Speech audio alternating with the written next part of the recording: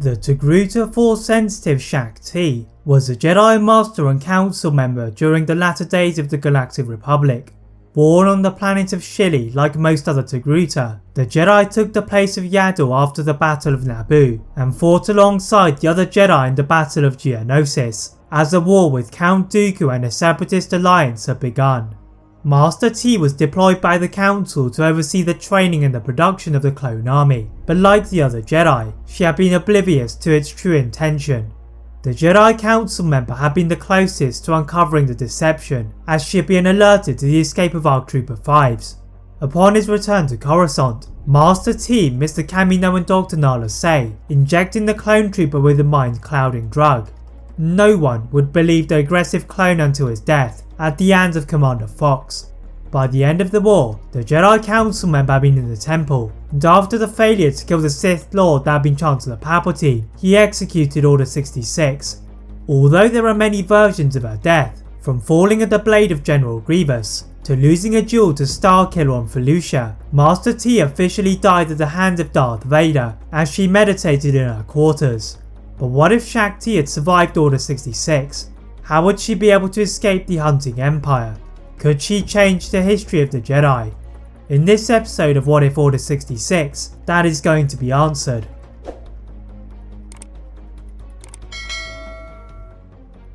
As the Jedi Knight Anakin Skywalker chose the side of darkness, Master of the Order Mace Windu fell into the streets of Coruscant, and bowing to Palpatine, he was anointed as the new Sith apprentice Darth Vader, soon to be feared by all across the galaxy. His first order had been to kill those of the Jedi Temple, aided by the execution of Order 66, and he marched to the temple footsteps with the clone troopers, seeking blood on his old blade. In her quarters, Master T could sense that the Jedi Order was beginning to crumble, but rather than saving her knowledge in a future holocron, she decided to try and save as many of the Jedi as possible.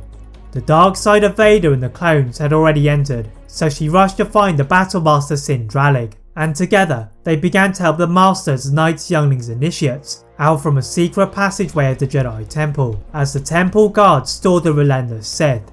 But the Jedi were not free to leave, as Palpatine had deployed more garrisons of Republic gunships, and the clones were swarming all around them. As they move to the lower levels, they are soon forced to split up. Master Teague takes a group of Jedi through the shady part of Coruscant, until they hear the name of the Jedi echoing across the walls of the area. The Jedi Master orders all of the others to hide in a cargo warehouse, as she stealthily moved to the voices, and found that it was a pair of mechanics, and outside of their workshop, it was clearly named after the Master's sisters. The sisters had thought from a distance the Master T had been Ahsoka, but the Jedi Master had been grateful for their intervention, as she used her connection to the former Jedi to borrow the Silver Angel. But as she runs back to fetch the group of the other Jedi, she senses a darkness in the air, and a hooded figure moved in a blur. The Jedi Master force pushed a group of boxes to the opposite side of the level, hoping to distract the darkness, and the trick worked as she ran to gather the other Jedi before they could be caught by what she saw was Palpatine. The Sith Lord had found about the fugitives from one of the members of his guard, and decided to join in the Jedi Purge himself, as he sent Vader to Mustafar, and he tracked down Sin Dralig to his death, then went to pursue Master T. As he watched the Nebula-class freighter slip away, he ordered all of the hyperdrive docking rings to be locked down, and the entire Republic fleet above the planet had been diverted to tracking the ship. The Silver Angel had just left the underworld of Coruscant when the Togruta sensed the change in plans from Palpatine, and ordered for the Martyr sisters to change course. There was little time for debate, as gunships and the Coruscant police surrounded them, and they flew upwards into the sky, hoping for survival. Before entering the airspace, the deflector shields had been destroyed, and the ship began to shake as one of the Jedi used a turret to take out the pursuing pack. Despite some heavy fire, they managed to escape into hyperspace, relieved that they had managed to survive. Not concerned about the destination, the Jedi Master used the communication system on board the ship and searched for any other Jedi, eventually reaching the Senator of Order on Bail Organa.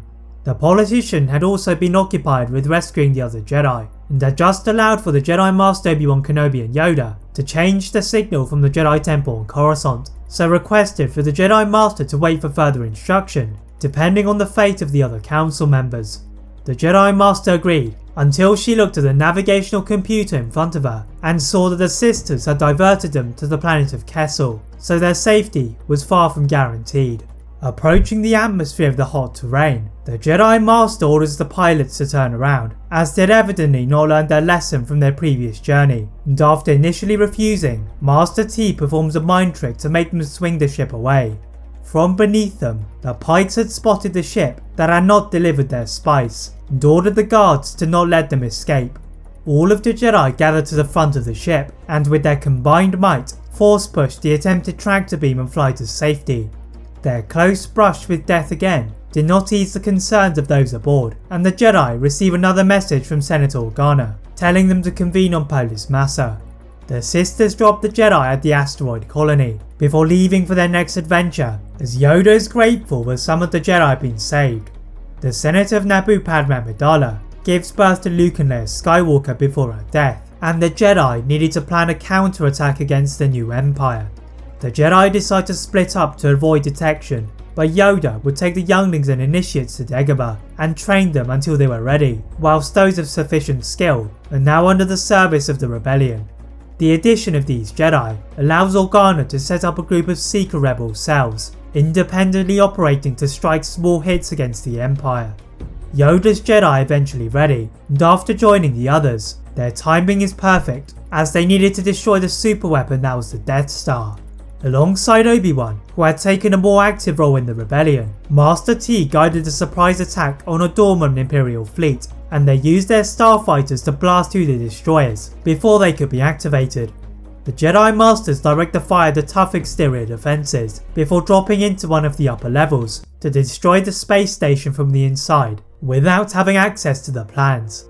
The Jedi used the Force to navigate through the maze until the strong air of darkness began to swirl around them. Vader marched down the corridor and dismissed his personal legion of Imperial stormtroopers and ignited his blade. The Jedi circled around the machine, and as they had planned, Obi-Wan began to absorb the smashing strikes from his old apprentice, as Master T used her mastery of lightsaber combat to find a path through his defences.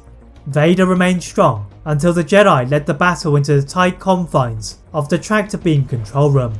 The Togruta Master danced on the beams as Obi-Wan prevented an escape from his old apprentice, and they eventually pushed Vader into the chasm. Not sensing his death in the Force, the Jedi received the order to escape as the Masters strategically used their lightsabers to slash at the station, then jumped back into a Rebel supply freighter to safety.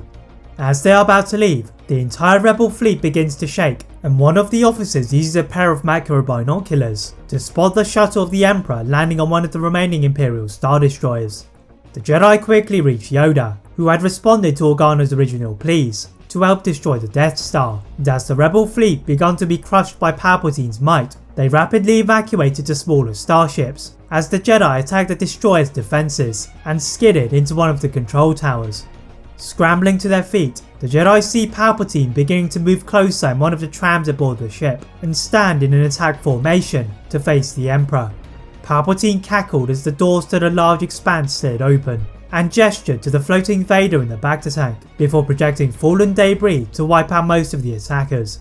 The three Jedi Masters do not have the time to tend to their fallen Padawans as they block Palpatine's lightning attack and their feet begin to slip to the edge of oblivion. The Emperor gave them another chance by pausing between his strikes, and from seemingly nowhere, Luke Skywalker had arrived, equipping his father's old lightsaber and threw it into Palpatine. The Jedi pulled themselves from the ledge and looked to Vader with pity at what he had become, then found an Imperial shuttle to take back to their fleet, returning to the Rebel hub on Alderaan with the other surviving Jedi. With the fall of the Sith, the Jedi could return to their former glory, establishing their roles as peacekeepers to the New Republic. Master T could take her place on the Jedi Council again. That is it for What If Shaak Ti survived. If you enjoyed this What If, please like this video, turn on that notification bell, click that subscribe button on this channel, as well as on my other channel What If Films. And as always, leave a comment on what if you'd all like to see next, and how I can improve my videos. Thank you all very much for watching, and see you next time.